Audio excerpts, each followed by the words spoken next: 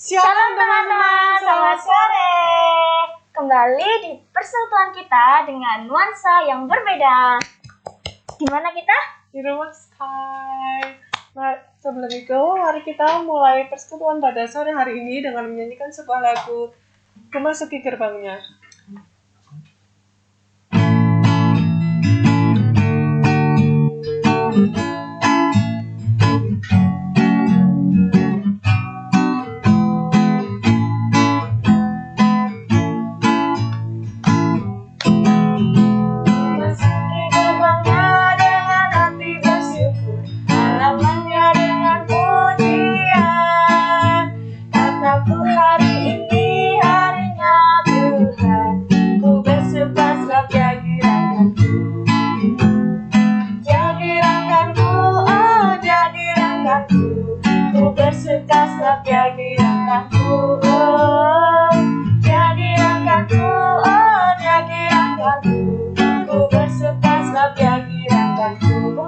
Gerbangnya. Memasuki gerbangnya dengan hati bersyukur, halamannya dengan pujian. Kataku hari ini harinya Tuhan, ku bersuka sebab jadi rekanku, oh jadi rekanku, ku bersuka sebab jadi rekanku, oh jadi rekanku, oh jadi rekanku, ku bersuka sebab jadi rekanku, jadi rekanku, jadi rekanku, oh jadi rekanku, ku bersuka sebab jadi rekanku, oh jadi rekanku, oh jadi rekanku, ku bersuka sebab jadi rekanku. Nah, teman-teman, sebelum kita melanjutkan persekutuan kita mau berdoa. Kita bersatu dalam doa. Tuhan Yesus baik, kami anak-anak-Mu datang ke hadirat-Mu Tuhan. Kami mengucap syukur karena kami sore hari ini boleh melaksanakan persekutuan pemuda remaja meskipun kami lewat rumah kami masing-masing. Tuhan, kami akan melanjutkan persekutuan kami, kiranya Engkau sertai jalannya persekutuan dari awal hingga akhir. Layakkan kami Tuhan untuk memuji dan memuliakan nama-Mu. Kami serahkan persekutuan ini, biarlah persekutuan ini seturut dengan kehendak-Mu saja. Terima kasih Tuhan, haleluya, amin.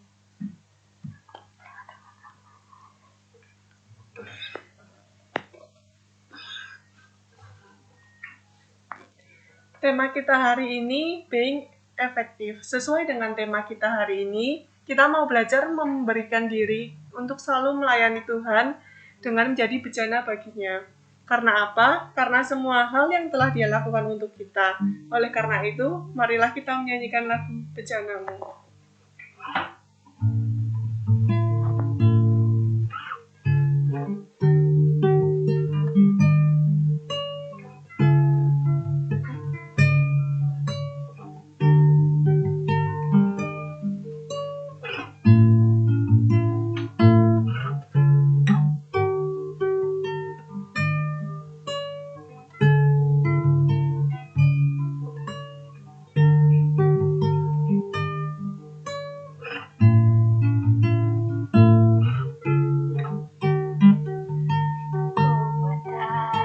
Jiwaku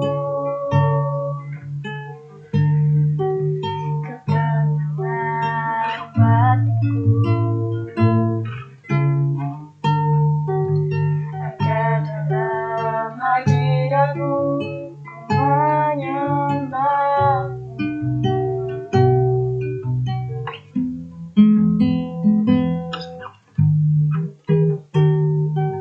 Tersungkur ku di kaki-Mu,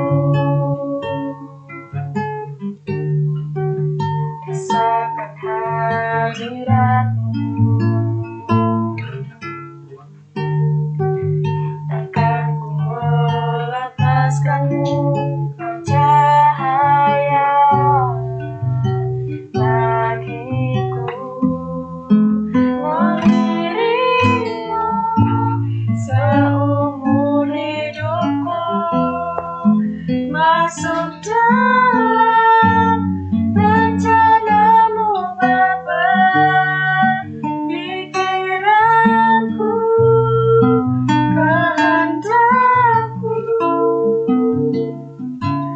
ku serahkan padamu, harapanku hanya di dalam-Mu. Bukan takut bersamamu Tuhan, jadikanku bejana-Mu untuk memuliakan.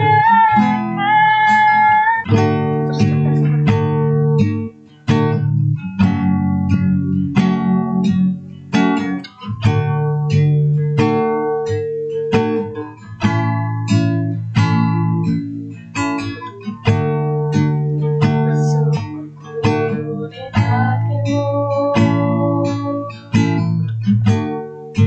rasakan kehadiranmu, karena ku melepaskanmu ke cahaya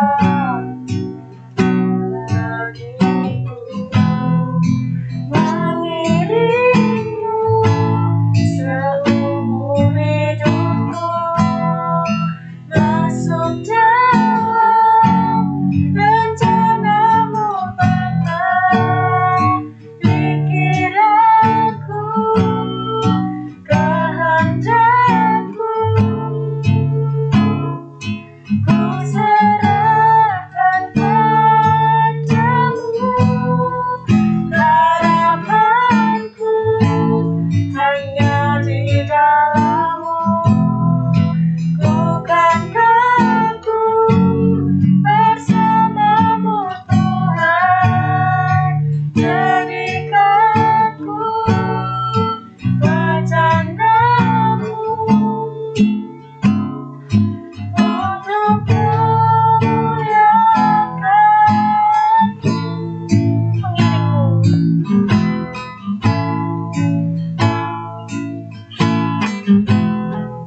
Mengiringmu seumur hidupku, masuk dalam rencana-Mu Bapa, pikiranku, kehendakku,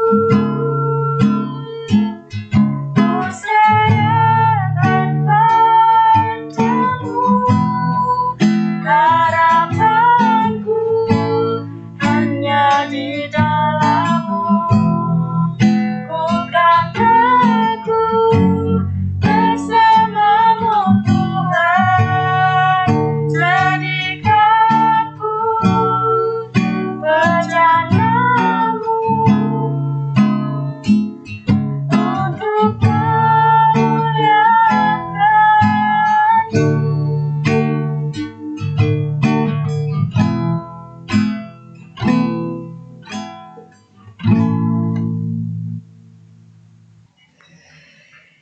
Ya, teman-teman, seperti tadi yang udah dikatakan sama teman-teman MC kita, hari ini kita akan belajar gimana caranya jadi orang yang efektif, being effective.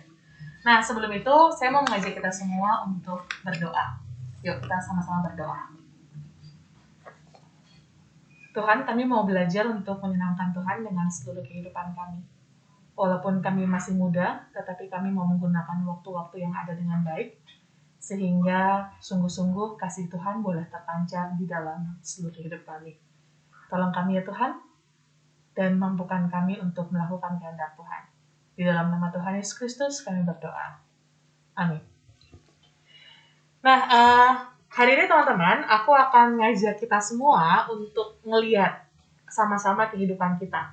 Jadi aku nggak akan banyak bicara sendiri, tapi aku juga akan ajak teman-teman yang di sini untuk sama-sama sharing. Nanti teman-teman di rumah juga bisa melakukan apa yang kita lakukan saat ini. Nah, kalau teman-teman di rumah sekarang, aku minta kita semua ambil sebuah kertas. Kalau kalian nontonnya pakai handphone, berarti kalian butuh kertas untuk nyatet. Kalau kalian nontonnya di laptop, ya kalian bisa pakai handphone kalian untuk nyatet. Nah, ambil sebuah kertas, kalian bisa pause dulu videonya. Kalau udah, ambil alat tulis, dan saya mau ngajak kita semua hari ini untuk mencatat. Mengingat dan mencatat. Seharian kemarin, apa aja sih yang kita lakukan? Ini mulai dari setelah bangun pagi ya. Jadi catatannya itu setelah bangun pagi, lalu kalian ngelakuin apa aja, sampai akhirnya waktu malam kalian tidur lagi. Nah, yang dicatat adalah satu, bentuk kegiatan kalian. Yang kedua, yang kalian catat adalah durasi. Ya, jadi ada dua. Satu, bentuk kegiatannya, dan yang kedua, durasi. Nah, biar nggak kelamaan, kalian boleh pause dulu videonya, kalian catat, nanti kalau udah, kalian lanjutin lagi. Nah, kalau teman-teman udah catat lengkap, Sela udah nyatet, Ika juga udah nyatet. Nah, sekarang aku mau menjelaskan sesuatu yang disebut dengan matriks Eisenhower. Jadi, Eisenhower ini punya sebuah trik, sebuah cara yang jitu untuk mengelompokkan aktivitas-aktivitas yang kita lakukan setiap hari. Dan ini bisa menolong kita untuk memiliki hidup yang efektif dan hidup yang cukup efisien. Nah, matriksnya kayak gini. Jadi ada 4 kuadran, yang bagian kuadran pertama, bagian kiri atas, bagian kanan atas itu adalah bagian penting dan genting. Jadi gini, kegiatan-kegiatan kita sehari-hari itu bisa dibagi sebenarnya dalam 4 kategori. Dan 4 kategori ini, kategorinya kayak gini. Yang pertama adalah kegiatan yang penting dan genting. Penting itu artinya berarti itu sangat-sangat kalian butuhkan. Karena itu akan memenuhi sesuatu yang memang kalian perlukan. Gitu. Entah butuhnya sekarang, entah butuhnya nanti, pokoknya kegiatan itu, aktivitas itu kalian butuhkan. Contoh, kegiatan yang penting, itu tuh makan, itu penting. Dan kalau misalnya memang kayak udah jamnya makan, itu kan kayak penting dan genting. Genting tuh artinya harus dilakukan saat itu juga. Urgent. Nah, itu kegiatan yang penting dan genting tuh. Itu di kuadran yang pertama. Nah, di kuadran yang sebelahnya, itu adalah kegiatan yang penting, tapi nggak genting. Misalnya, rekreasi perlu nggak? Perlu, apalagi kayak sekarang, perlu banget rekreasi. Nah, itu kebutuhan kita, penting. Tapi nggak genting, karena dalam situasi sekarang kita belum bisa rekreasi kayak kemana-mana, jadi masih bisa ditunda nanti sewaktu-waktu. Nah, itu kegiatan yang penting, tapi nggak genting. Yang butuh, tetapi nggak harus dilakukan sekarang. Gitu. Nah, yang ketiga, ini adalah kegiatan yang nggak penting, tapi genting. Maksudnya, nggak penting, tapi genting itu kayak, ya sebenarnya kalian nggak butuh-butuh banget sih, tapi harus dilakukan sekarang. Misalnya kalau ada yang orang lain itu butuh bantuan kalian. Sebenarnya itu kan bukan untuk kalian ya, tapi untuk orang lain. Nah, kan mereka minta kalian lakukan itu secepat mungkin sekarang. Nah, itu genting tuh, tapi sebenarnya ya nggak terlalu ngaruh banget lah ke kalian. Nah, yang kegiatan yang keempat itu adalah yang nggak penting dan nggak genting. Contoh, kalau misalnya kita kebanyakan rebahan, kayak sebenarnya nggak penting sih, nggak butuh banget gitu, kayak udah cukup istirahatnya dan nggak genting, bisa dilakukan nanti kayak besok juga bisa gitu. Itu nggak penting dan nggak genting. Itu bisa dimasukin ke kuadran yang keempat. Nah, nggak ada patokan yang pasti kegiatan A pasti masuk mana, enggak, karena setiap orang punya kebutuhan yang beda dan setiap orang punya timeline yang beda-beda. Jadi yang hanya bisa mengisi ini adalah teman-teman. Nah, sekarang aku minta kegiatan yang tadi udah kalian daftarin dari pagi sampai malam tadi, kalian kelompokkan ke dalam 4 bagian ini. Boleh, Sheila sama Ika boleh mulai masukin, dicatat kegiatannya apa aja. Nah, kalau udah, aku minta Ika deh, boleh nggak bagiin ke teman-teman yang lain yang kamu catat itu apa aja? Di kuadran 1 apa, kuadran 2 apa, 3 apa, 4 apa? Kuadran 1 dulu, yang genting dan penting. Yang genting dan penting, yang pertama ada kirim BDR, Tuh, Terus- BDR tuh apa tuh? kayak pembelajaran daring. Oke, pembelajaran daring, oke. Terus yang kedua, berangkat sekolah. Yang ketiga, lanjut dapodik. Langsung makan. Yang keempat, makan. Yang kelima, sampai sekolah kan buka dapodik lagi. Terus ini yang keenam, bobok tidur. Oke. Itu penting. Oke. Jadi ada berapa? Tuh, 6. Ada 6 item, beberapa item tentang sekolah, tugas sekolah, lalu tentang makan dan tentang tidur. Ini semua Ika masukin di dalam kuadran yang pertama, genting dan penting. Oke. Next ya, yang penting tapi nggak genting, Kak. Yang enggak sebelahnya. penting, manasin motor. Terus mandi. Iya. Nggak genting juga. Manasin motor, mandi, Terus kondangan. Itu kemarin kondangan. trio kondangan. Terus istirahat, mandi lagi. Oke, istirahat terus mandi lagi. Oke, udah ke sini ya. Ini dia kuadrannya Ika. Sekarang yang ketiga, yang tak penting dan genting. Boleh minta Sheila nggak? Yang Sheila isi di bagian itu apa? Yang nggak penting tapi harus dilakukan segera mungkin. Kalau yang tak pentingnya itu rebahan, main HP, drakoran. Kalau Oke. ya Itu nggak penting tapi harus dilakukan sekarang gitu ya. Rebahan, main handphone, drakoran. Oke, Betul. itu 3 hal yang dicatat sama Sheila. Kalau yang nggak penting dan nggak genting, main sama temen, terus siap-siap main sama pulang main. itu nggak penting dan nggak genting. Heeh. Oke. Berarti yang terakhir itu kolom yang keempat. Nah, kalian di rumah juga masing-masing udah ngisi ya. Nah, sekarang biarin dulu kolomnya kayak gitu. Nanti kita akan coba assess, kita akan coba lihat sebenarnya sejauh ini kegiatan kita atau kehidupan kita udah cukup efektif belum sih? Nah, sebelum itu saya mau mengajak kita semua untuk baca renungan, baca firman Tuhan dari Injil Markus pasal 6 ayat 6b sampai 13. Boleh minta tolong Sheila bacain? Teman-teman juga boleh menyimak sama-sama Injil Markus pasal 6 ayat 7 sampai 13. Yesus mengutus ke-12 rasul. Lalu Yesus berjalan keliling dari desa ke desa sambil mengajar. Ia memanggil ke-12 murid itu dan mengutus mereka berdua-dua. Ia memberi mereka kuasa atas roh-roh jahat dan berpesan kepada mereka supaya jangan membawa apa-apa dalam perjalanan mereka kecuali tongkat, roti pun jangan, bekal pun jangan, uang dalam ikat pinggan pun jangan. Boleh memakai alas kaki tetapi jangan memakai 2 baju. Katanya selanjutnya kepada mereka, kalau di suatu tempat kamu sudah diterima dalam suatu rumah, tinggallah di situ sampai kamu berangkat dari tempat itu. Dan kalau ada suatu tempat yang tidak mau menerima kamu dan kalau mereka tidak mau mendengarkan kamu, keluarlah dari situ dan kebaskanlah debu yang ada di kakimu sebagai peringatan bagi mereka. Lalu pergilah mereka dan memberitakan bahwa orang harus bertobat. Dan mereka mengusir banyak setan dan mengoles banyak orang sakit dengan minyak dan menyembuhkan mereka. Oke, thank you.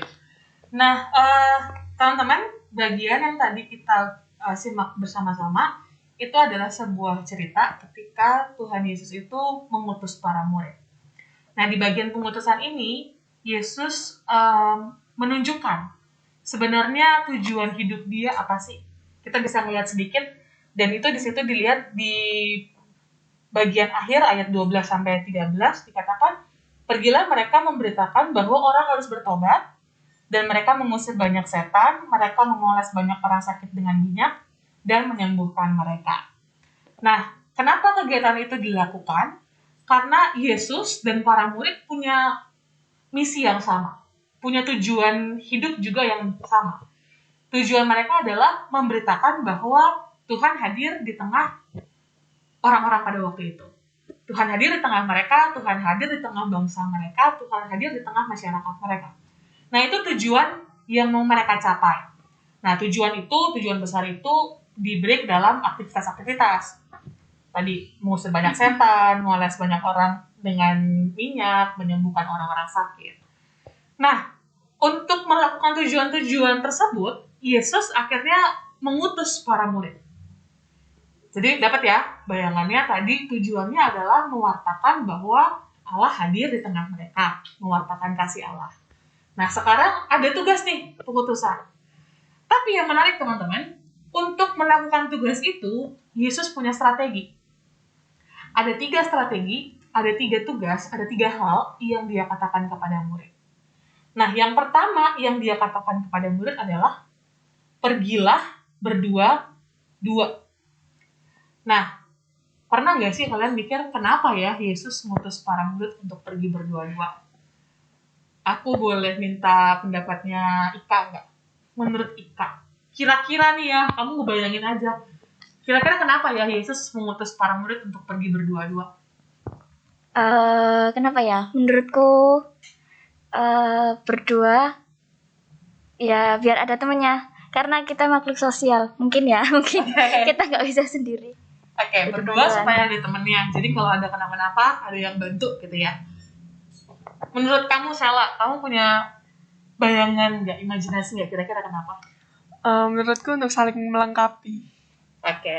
Kenapa nggak 3? Kenapa nggak 4? 4 juga bisa loh saling melengkapi. Aku juga sebenarnya sempat bertanya-tanya sih, kenapa sih harus 2 gitu ya? Lalu aku baru ngeh, murid Yesus tuh cuma 12. Ya kan? Nah, tugasnya kan adalah menyebarkan sebanyak mungkin orang gitu kan. Jadi mereka mencoba untuk efektif dan efisien gitu kan. Jadi nggak cuman sedikit orang, tapi supaya makin banyak orang yang bisa menerima, akhirnya diputuskanlah berdua-dua. Satu, karena butuh temen, butuh untuk saling melengkapi. Kedua, mereka harus menyebarkan itu seluas mungkin. Dan kita juga bisa bayangin sih, kalau misalnya kayak 3-4 orang, itu biasanya makin banyak kepala, makin banyak konflik tuh. Ya kan, makin banyak pemikiran, mungkin makin banyak konflik di jalan. Kalau berdua mungkin lebih efektif, jadi mereka nggak banyak ngabisin waktu untuk konflik-konflik yang bisa dihindari. Nah, itu yang strategi 1. Strateginya adalah jalan berdua-dua. Strategi kedua yang Yesus juga sampaikan kepada murid, yaitu nggak boleh bawa macam-macam. Di situ dikatakan dengan jelas, jangan bawa apa-apa, kecuali tongkat, bahkan roti pun jangan. Bekal jangan dibawa, uang dalam ikat pinggang juga nggak boleh dibawa. Cuma boleh bawa pakai alas kaki, itu pun yang dipakai, tapi bajunya itu jangan 2. Jadi maksudnya bajunya yang sederhana mungkin, nggak usah double-double, nggak usah 2 baju. Nah, menurut kalian, menurut Sela dulu deh, kenapa sih seminim itu, padahal kita kalau mau berangkat kemana-mana gitu ya, biasanya, apalagi kalau cewek gitu kan, biasanya agak banyak tuh yang dibawa gitu kan, selengkap mungkin kita bawa. Tapi Yesus justru mutus dan dia bilang sesederhana mungkin. Menurut kamu, Sel, kenapa? Biar nggak ribet mungkin. Terus habis itu kalau kan mau ke rumah orang itu, biar gimana reaksi orang itu ngeliat kalau kita tuh kayak biasa aja gitu loh, nggak heboh gitu. Oh, benar juga, masuk akal. Jadi supaya nggak ribet dan supaya ngelihat orang tuh bantuin kita apa enggak gitu ya. Oke, itu indikatornya bagus. Kalau menurut Ika gimana? Agak setuju sama pendapatnya Sela sih. Kan kita tujuannya tadi menyebarkan Injil ya. Nah, jadi kan di sini dikatakan bahwa jangan membawa apapun kan. Jadi lihat reaksinya orang tuh gimana ke kita, karena kita nggak bawa apa-apa, dengan tangan kosong gitu, apakah mereka mau menerima kita? Gitu. Jadi semacam eliminasi di awal ya. Kalau kayak mereka ya cuek-cuek aja, berarti ya mereka juga ya gimana, nggak terlalu responsif. Nah, teman-teman, Yesus minta mereka untuk bawa dan pakai pakaian sederhana mungkin, supaya para murid itu mungkin juga seperti yang teman-teman katakan tadi, tapi alasan yang utama adalah supaya para murid sendiri belajar untuk bergantung sama Tuhan. Karena nggak ada banyak yang dibawa, dan mereka sangat-sangat sederhana. Nah, mau nggak mau para murid ini belajar untuk bergantung sama Tuhan. Jadi dalam tugas mereka belajar untuk nggak hanya ngandelin pikiran mereka sendiri. Tapi kalau memang Tuhan akan menolong mereka, Tuhan mau menyuruh mereka sesuatu, mereka harus belajar bergantung sama Tuhan, dan Tuhan akan bukakan jalan buat mereka. Nah, jadi di sini Yesus juga mengajarkan para murid untuk fokus. Jangan sampai kamu mau memberitakan Injil, tapi kamu pada akhirnya malah memberitakan diri kamu sendiri. Yang kamu beritakan bukan Tuhan, gitu kan. Kadang-kadang gitu kan. Kita maunya memuliakan Tuhan nih. Tapi di tengah jalan, berubah fokusnya. Nggak mengandalkan Tuhan soalnya. Kita malah ngandelin kekuatan kita sendiri. Nah, karena itu Yesus mengatakan, jangan bermacam-macam. Belajar untuk menggantungkan hidup pada Tuhan. Belajar untuk cari dulu kehendak Tuhan sebelum cari kehendak diri kita sendiri. Nah, yang ketiga, Yesus bilang, kalau memang orang itu nggak menerima kalian, mereka nggak mau dengerin kalian, keluar dari situ dan kebaskanlah debu yang di kakimu sebagai peringatan bagi mereka. Artinya Yesus mengatakan kalau emang orang itu nggak mau dengerin, udah kamu kasih peringatan, tapi setelah itu kamu pergi. Menurut kalian, Ika dulu. Menurut Ika, kenapa sih Yesus mengatakan udah kalau emang nggak didengerin kamu pergi aja? Menurutku buang-buang waktu nggak sih kalau misalnya kita ditolak tapi kita tetap menetap di situ, sedangkan mereka nolak kehadiran kita, gitu. Jadi supaya efisiensi waktu ya. Oke. Menurut Sala? Iya sih, kalau itu buang-buang waktu kan. Oke. Sebenarnya alasannya bukan cuma sekedar buang-buang waktu kalau menurut aku. Tapi lebih kepada ada orang-orang lain yang butuh dilayani juga. Kalau memang sebenarnya nggak ada orang lain, aku yakin Yesus akan fokus juga sih sebenarnya untuk ngabisin waktu sama mereka. Karena kan prinsipnya Yesus tuh satu orang juga berharga gitu kan. Tapi karena ada orang-orang lain juga membutuhkan daripada kerjaan kita akhirnya nggak ada yang terjadi sama sekali gitu kan, lebih baik memfokuskan energi kepada hal-hal yang memang orang-orang yang memang mau menerima dan orang-orang yang memang mau membuka hati mereka untuk Tuhan. Nah, itu 3 strategi gitu ya. Jadi 1 strategi nggak boleh harus berdua-dua. Yang kedua strategi nggak boleh bawa macam-macam. Dan yang ketiga strategi langsung pergi kalau ditolak, kasih peringatan. Nah, dari 3 strategi tadi kita melihat bahwa ketika Yesus mau mencapai sesuatu, dia tuh punya plan. Dia nggak cuma ngejalanin hari demi hari gitu-gitu aja. Ya lihat besok lah, atau ya lihat hari inilah, lihat nanti lah. Tapi dia punya rencana dan dia atur sedemikian rupa supaya waktunya yang ada 33 tahun di dunia ini nggak sia-sia. Begitu juga dengan waktu yang dimiliki oleh para murid. Seluruh waktu yang mereka miliki bisa mereka maksimalkan untuk benar-benar melayani Tuhan dan melayani kehendak Tuhan. Nah, pertanyaannya buat kita ini punya tujuan hidup nggak? Kalau punya tujuan hidup? Punya. Ika punya tujuan hidup? Punya. Kalau punya tujuan hidup, berbahagialah. Berarti kita punya sesuatu yang ingin kita capai. Kalau orang hidup nggak punya tujuan, nah ini yang bahaya.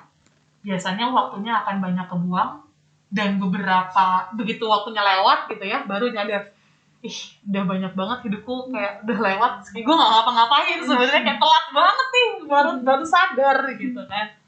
Nah, sekarang kita semua udah punya tujuan hidup, dan aku berharap kita semua berharap bahwa tujuan-tujuan yang kita miliki ini ujungnya satu, yaitu untuk memuliakan Tuhan, untuk memberitakan bahwa Tuhan itu hadir di tengah-tengah kita, sama seperti tujuan yang mau dicapai oleh para murid. Nah, pertanyaannya sampai sejauh ini, aku 26 tahun hidup, Salah berapa tahun hidup? 18, Ika 19. 19 tahun hidup. Kita ini berjalan semakin dekat ke tujuan kita, Atau jangan-jangan kita ini sebenarnya sedang menjauhi tujuan hidup kita dan kita berjalan ke arah yang kita nggak tahu kemana. Ini penting nih untuk ngelihat sekali-sekali. Kita ini lagi mendekati tujuan itu atau sebenarnya kita sedang menjauhi tujuan itu. Nah, coba kita cek ya dari apa yang tadi kita lakukan. Dari kuadran 1, kuadran 2, kuadran 3, kuadran 4. Dari yang kalian tulis. Tadi kan kalian tulis durasinya ya. Coba ditotal semua durasinya. Berapa menit yang kalian habiskan di kuadran 1, berapa menit di kuadran 2, berapa menit di kuadran 3, dan berapa menit di kuadran 4. Teman-teman di rumah juga bisa mulai mencatat. Oke, kalau udah boleh sharing nggak? Ika paling banyak waktunya habis di mana? Habis di kuadran 2. Kuadran 2 itu berarti penting dan nggak genting. Iya. Oke, berarti penting tapi sebenarnya bisa ditunda. Iya. Dan banyak habisnya di situ. Iya. Oke. Nah, itu yang pertama. Yang kedua? Yang kedua di kuadran 1. Oke. Yang ketiga? Yang ketiga kuadran 4.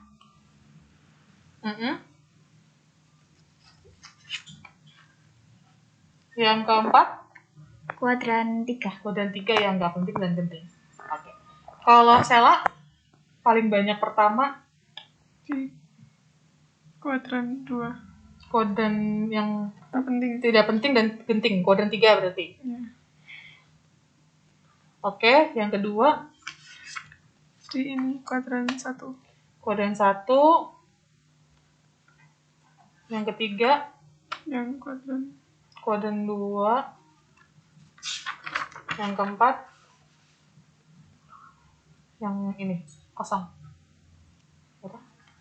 Oke. Nah, teman-teman juga udah total di rumah ya. Yang mana di list, lalu dicek yang mana yang paling banyak menyita waktu kita sehari-hari. Kalau menurutku, seharusnya, kalau mau efektif ya, yang paling banyak itu yang di kuadran 1. Yang penting dan yang genting. Karena itu harus dilakukan saat itu juga, dan itu memang sesuatu yang kita butuhkan. Tapi, kalau ngelihat realnya, maka mungkin lebih banyak sebenarnya kita lakukan di hal-hal yang bisa kita tunda, di hal-hal yang sebenarnya nggak terlalu penting, atau bahkan di hal-hal yang udah bisa kita tunda nggak penting lagi gitu. Dan itu kan kayak udah banyak waktu kita habis di situ. Nah, Eisenhower Matrix ini mengajarkan kita untuk punya strategi. Nah, strategi yang diajarkan oleh Eisenhower ini apa? Nih, untuk semua kegiatan yang ada di kuadran 1, yaitu penting dan genting. Dia mengatakan do, artinya lakukan. Karena emang kalian butuh dan itu harus segera diselesaikan. Jadi, lakukan. Nah, di sebelahnya yang penting tetapi sebenarnya bisa kita tunda, maka yang harus kita lakukan adalah schedule. Kalian rencanakan. Nah, maksudnya direncanakan supaya apa? Supaya kalaupun nanti harus dilakukan, kita tahu kapan, kita nggak buang-buang waktu. Gitu. Jadi memang bisa kita kerjakan, kita gunakan waktu yang ada dengan seefisien mungkin. Dan kita bisa mencapai tujuan seefektif mungkin. Nah, itu yang kedua, schedule. Nah, yang ketiga, ini di kegiatan-kegiatan yang nggak penting, tapi harus segera dilakukan. Nah, dia bilang kalau itu masih bisa kalian lakukan, ya lakukan. Tapi kalau nggak bisa kalian lakukan, maka yang bisa kalian kerjakan adalah delegate. Delegate itu artinya nggak harus kalian yang melakukan, tapi bisa juga kalian minta tolong orang lain untuk melakukan. Supaya hidup kita nggak habis di dalam hal-hal yang nggak penting. Kita bisa ngerjain hal-hal yang penting gitu. Nah, yang terakhir, ini yang nggak penting dan nggak penting. Kalau 1, 2, 3 udah terpenuhi, ngelakuin yang nomor 4 nggak masalah. Tapi kalau 1, 2, 3 belum terpenuhi, udah ngerjain nomor 4, ini bahaya. Nah, karena itu yang harus kita lakukan adalah eliminate. Hilangkan kegiatan-kegiatan itu. Atau kurangi atau hindari kegiatan-kegiatan itu. Karena itu akan membuang waktu kita dan membuat kita bukannya makin dekat ke tujuan kita, tapi stuck atau bahkan kita mundur dan kita berjalan ke arah yang menjauhi tujuan hidup tadi. Nah, itu strategi yang dikasih tahu oleh Matrix Eisenhower. Nah, teman-teman di rumah juga pasti udah punya gambaran kira-kira hidup kita nih udah banyak habis di mana. Nah, dari situ teman-teman bisa punya strategi. Teman-teman bisa mulai ngeliat nih, mana sih yang sebenarnya kegiatan-kegiatan yang bisa aku buang? Mana sih sebenarnya kegiatan-kegiatan yang harusnya mulai aku prioritaskan sejak sekarang? Karena ini harus aku lakukan, dan kalau aku lakukan nanti entah terlambat atau yang kedua mungkin udah efeknya nggak sebaik sekarang, nggak semaksimal kalau aku lakukan sekarang. Nah, kalau kita tiap hari atau bahkan mungkin secara berkala gitu ya, kita mengoreksi hidup kita melihat apakah kita udah makin dekat ke tujuan hidup kita, maka sebenarnya aku yakin sih, walaupun kayak gini lagi pandemi dan kita ini kayak udah capek banget dengan pandemi ini dan kita mungkin ngerasa aduh bosan banget gitu ya, tapi kalau kita tahu kita mau kemana, maka kita akan didorong untuk selalu bertanya, apa sih yang bisa kita kerjakan di masa-masa kayak gini ketika waktu mungkin banyak yang luang, apa sih yang bisa kita prioritaskan, apalagi sih yang bisa kita kerjakan. Belajarlah untuk jadi kreatif, belajarlah untuk jadi orang yang efektif, supaya kita bisa memuliakan Tuhan di dalam seluruh kehidupan kita. Selamat mengatur strategi, selamat memuliakan Tuhan, Tuhan akan menolong kita. Kita berdoa. Tuhan, kami menyadari bahwa hidup kami ini sangat berharga. Ketika Tuhan memberikan waktu bagi kami, itu Tuhan berikan supaya kami bisa mengelolanya dengan baik, dan kami tidak menyia-nyiakan anugerah yang Tuhan berikan. Kami mohon ampun kalau selama ini kami lebih suka mengerjakan hal-hal yang mungkin tidak terlalu prioritas untuk kami, hanya karena kami mengikuti kemalasan kami, atau kami mengikuti kehendak hati kami. Tapi kami melupakan kehendak Tuhan, dan kami melupakan tujuan hidup kami. Tuhan, kami mau belajar untuk melakukan tujuan-tujuan itu di dalam hidup kami. Tuhan tolong kami, Tuhan ingatkan kami ketika kami mulai lemah, dan Tuhan juga yang akan memberikan kekuatan serta hikmat kepada kami. Terima kasih ya Tuhan, dalam nama Tuhan Yesus Kristus kami berdoa. Amin. Nah, teman-teman, mari kita bangkit. Kita mau menyatakan kasih Tuhan seperti lagu yang akan kita nyanyikan. Ku kan bangkit.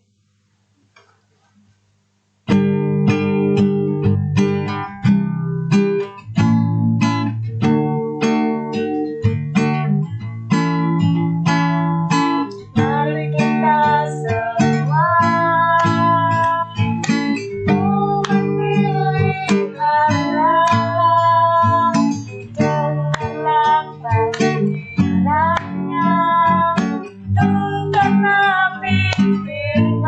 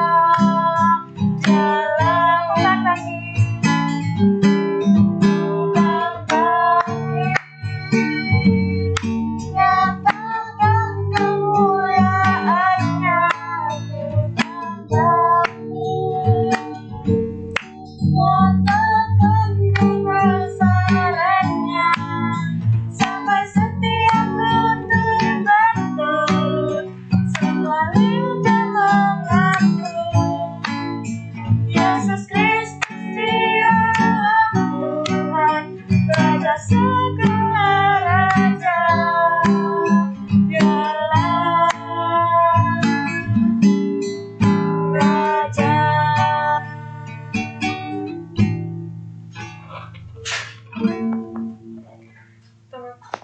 Teman-teman, marilah kita berdoa.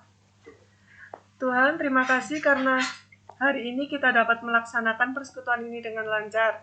Kiranya firman yang telah Engkau berikan melalui Kak Kesia dapat menjadi bekal untuk kami. Sebentar lagi kami akan melakukan aktivitas kami kembali, kiranya Engkau menyertai kami. Terima kasih Tuhan, amin. Terima kasih kepada teman-teman yang telah berkenan mengikuti persekutuan pada sore hari ini.